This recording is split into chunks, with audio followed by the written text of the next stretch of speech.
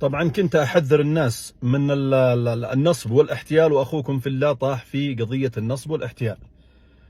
أمس شريت سيارة عن طريق أحد المواقع، وكان عنده إعلان، وصراحة أنا ما انتبهت للسيارات الثانية إلا كان فهمت الموضوع. عنده بعض السيارات بأسعار يعني أسعار زهيدة جدا جدا، وهي أعتقد والله أعلم أنها لجذب الزباين، وأنا أحد الضحايا والله المستعان.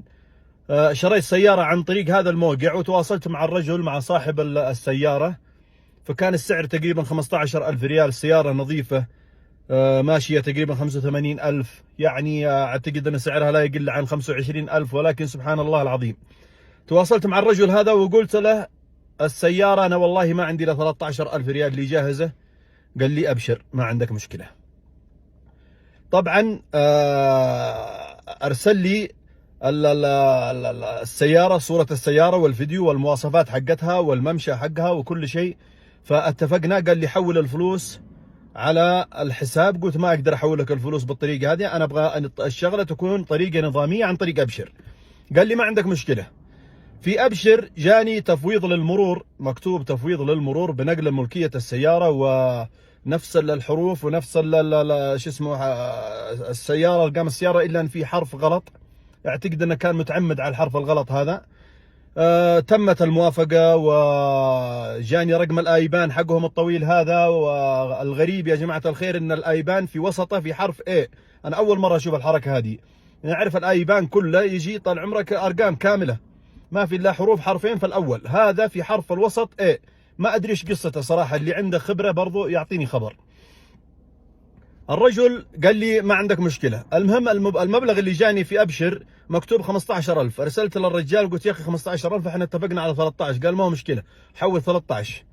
أنا على أساس أنه 13 كامل المبلغ مع التأمين مع كل شيء مع قال لي لا. بعدين يوم حولت له 13,000 أصبح يبتزني صراحة، نظام الابتزاز. قال لي حول 1500 ريال. حق ايش؟ قال حق التأمين وحق النقل. حولت له 1500 ريال. شوي طال عمرك وارسل لي قال حول 500 ريال حق المكتب. حولت له 500 ريال حق المكتب. شوي اتصل علي قال حول 500 ريال حقت الشحن. يا رجل باقي ما انتهينا، باقي ما نقلنا السيارة، ما سوينا شيء. قال مالك شغل، نشحن على طول بإذن الله تعالى من تبوك. طبعا المعرض في تبوك، وراح انزل بإذن الله تعالى مقطع للإعلان حقه كاملا بجميع السيارات بإخفاء الرقم حق الجوال ورقم الحساب، بس عشان اللي تمر عليه السيارات هذه ان شاء الله تعالى يعرف ولا يقع في مثل المصيبة اللي وقعت فيها انا. الغريب يا جماعة الخير حولت له 500 ريال. كذا انتهينا؟ قال انتهينا، وان شاء الله باذن الله تعالى اليوم بعد الساعة 12 في الليل ان شاء الله تعالى والسيارة باسمك. انتظرنا ل 12 في الليل، انتظرت لليوم الثاني، حاولت يمين يسار ما في فايدة. انا يوم رجعت على ابشر حصلت طال عمرك بعد ما كبرت صورة السيارة حصلت الحروف في حرف منها يختلف. فارسلت له وقال فعلا الظاهر ان فيه لخبطه. طبعا المحادثات كامله موجوده عندي. فدخلنا طلت اعماركم على موضوع جديد اللي هو يقول حول 400 ريال عشان نعيد المبايعه من جديد. قلت له والله الذي لا اله الا هو ما عاد احول لك ريال. انا ارسلت لك كل شيء والمبالغ اللي وصلتك انتهت. قال بكيفك، اذا ما بتحول ما نقدر نكمل الاجراءات. شفتم كيف الابتزاز؟ 1500 500 500 والان يبغى 400 فوق ال 13,000. المصيبة اني حاولت فيه يمين يسار قال لي ما فيه. الكارثة يا جماعة الخير ان الموضوع جاء على ابشر. رقم الحساب اللي حولت له مالكي، معليش يعني مالكي. اللي ارسل لي التفويض بإقامة يعني ما هو سعودي. اللي ارسل التفويض حق تجديد الاستمارة وبدل فاقد ما هو سعودي، واعتقد انه سوداني. اللي ارسل طالت اعماركم تفويض مرة ثانية على نفس الاستمارة برضه ما هو سعودي ولا هو نفس الشخص. اليوم الثاني الغيت عملية البيع، الغيت نهائيا. وجاني طالت اعماركم تفويض اخر لشخص اخر على نفس ابشر حقي لتجديد الرخصة حقته هو. رخصته هو، ايش دخلني انا اجدد رخصته في ابشر حقي؟ انا ما ادري. الموضوع فيه شيء غير طبيعي صراحة. الرجل ما عاد يرد علي ولا عاد يتواصل معي، وانا قررت باذن الله تعالى اني اقدم شكوى عليه. الان انا في حيرة لا يعلمها الا الله سبحانه وتعالى. هل المبلغ هذا اللي حولته عن طريق الايبان هذا اللي فيه حرف الاي، اذا ما تمت عمليه المبايعه ترجع لي ولا ما ترجع؟ لان المبالغ هذه اللي حولتها 13000 ريال، ثم بعد ذلك حولت 1500 ريال على نفس الحساب. اما ال 500 وال 500 الثانيه لا، في حساب اخر، في حساب راجحي. الغريب ان كل شويه يدخل لي واحد في نفس الحساب مفوض للمرور، والمرور يقبل التفويض.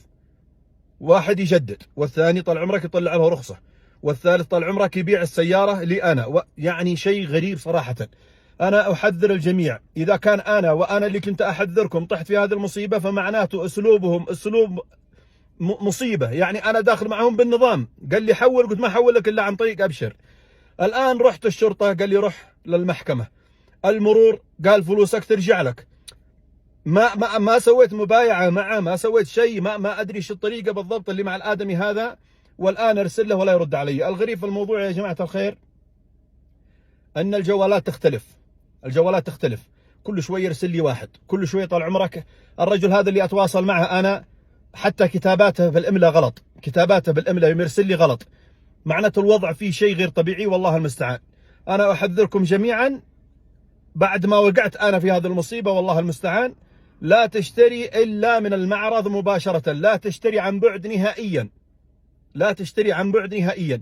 وانا اليوم رايح للمرور ان شاء الله تعالى اشوف موضوع الايبان هذا اللي حولت عليه انا، هل هو الايبان الوسيط حق ابشر اللي اذا ما تمت العمليه ترجع لي الفلوس ولا ما ترجع؟ الان الرجل، انا صراحه يوم دخلت وحصلت السياره هذه الوينت ب 5000 ريال، وحصلت كامري 2000 او 2001 وكاله يا رجل، وكاله ب 7000 ريال. يعني حسيت فعلا ان الشغله فيها نصب واحتيال. حتى ولو رجعت لي 13000 اللي دفعتها له، بياخذ علي ال1000 هذاك، وهو فائدته بيطلع بال1000 هذا يوميا من كل شخص، يطلع ب 30000 تقريبا في السنه، في الشهر.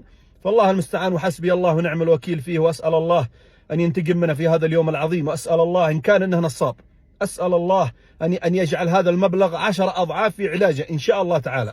نسال الله لكم التوفيق جميعا، ووفقكم الله. انشروا جزاكم الله خير. ابغى المقطع هذا يوصل الى اكبر عدد، حتى يعني يحذر الناس من هذه المصيبه اللي احنا قاعدين فيها. حتى لو جاك بالنظام لا تدخل معه بالنظام.